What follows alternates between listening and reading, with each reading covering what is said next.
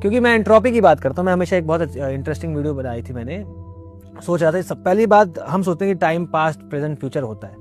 Time को कैसे पता चल रहा है कि पास्ट है? टाइम को नहीं पता, नहीं पता चल रहा। टाइम तो कॉन्सेप्ट है। हाँ, टाइम को नहीं पता चल रहा। होता क्या, यूनिवर्स के अंदर एंट्रोपी ओवरऑल यूनिवर्स की हमेशा इंक्रीज करते जाएगी। एक इंटरेस्टिंग मूवी बनी है टेनेट। टेनेट में था कि अगर एंट्रोपी को मैं कम भी कर सकूं तो इवेंचुअली मैं वक्त में पीछे जा सकता हूं, क्योंकि वक्त पूरा का पूरा साकित लिखा हुआ है। जो हमें फ्यूचर लग रहा है और पास्ट, उन दोनों को अंतर ही अलग ही ये कर रहा है कि यूनिवर्स में एंट्रोपी, रैंडमनेस या फिर उलझन बढ़ चुकी है। और जैसे यूनिवर्स में उलझन बढ़ते जा रही है तो यूनिवर्स समझता जा रहा है कि जो अभी हो चुका है ये अब पास्ट हो गया है, अब जो आएगा वो फ्यूचर हो जाएगा। इसलिए बिग बाउंस की जब थ्योरी आती है कि बिग बैंग होगा, फिर बिग मतलब कि इवेंचुअली हम पूरा के पूरा यूनिवर्स फिर से कॉन्ट्रैक्ट करेगा, फिर से बाउंस करेगा। बिग बैंग के अलावा ये बिग बाउंस की थ्योरी आती है और ये साइकिल हमेशा चलती रहेगी।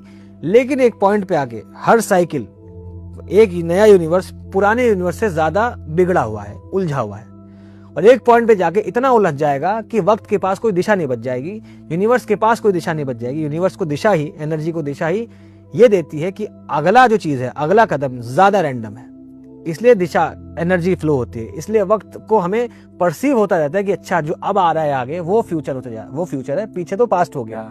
और इवेंचुअली एक वक्त ऐसा आएगा जिसको कह लीजिए महाकल युग, जिसके बाद कोई भी साइकिल जन्म नहीं ले सकती, क्योंकि एंट्रोपी मैक्सिमम स्टेट में जाके यूनिवर्स को उलझा के रख देगी। और जब यूनिवर्स हर एंगल से उलझ जाएगा वो कभी भी आगे नहीं जा पाएगा। जैसे मतलब जो सृष्टि और प्रलय का सिद्धांत चलता है भारतीय, हाँ, मतलब हमारे फिलोसफी में, वो कहते हैं कि मतलब सृष्टि होती है, फिर प्रलय होता है, फिर सृष्टि, फिर प्रलय, और ये अंतहीन सिलसिला है। तो आपके हिसाब से एक पॉइंट पे जाके खत्म हो सकता है। ये साइंस की बात पे आई कि ये यहाँ पर एक पॉइंट तक जाके, तभी तो जब मैंने ये कंटेंट चालू किया था सर, मेरा वही था कि लोगों को, साइंस के लोगों को लगता है कि यार ये ना थोड़ा धर्म का मजाक उड़ाएगा। बहुत ऐसे लोग करते भी है, मेरा कोई लेन देन ही नहीं है। मेरा ये है कि मुझे कहानियां कहनी है और मुझे पता है मुझे जितने भी लोग तक मेरी बातें पहुंच रही है उनको एक साइंटिफिक टेम्परामेंट देना है अगर, तो मैं उनको उन्हीं की भाषा में समझाऊंगा ना।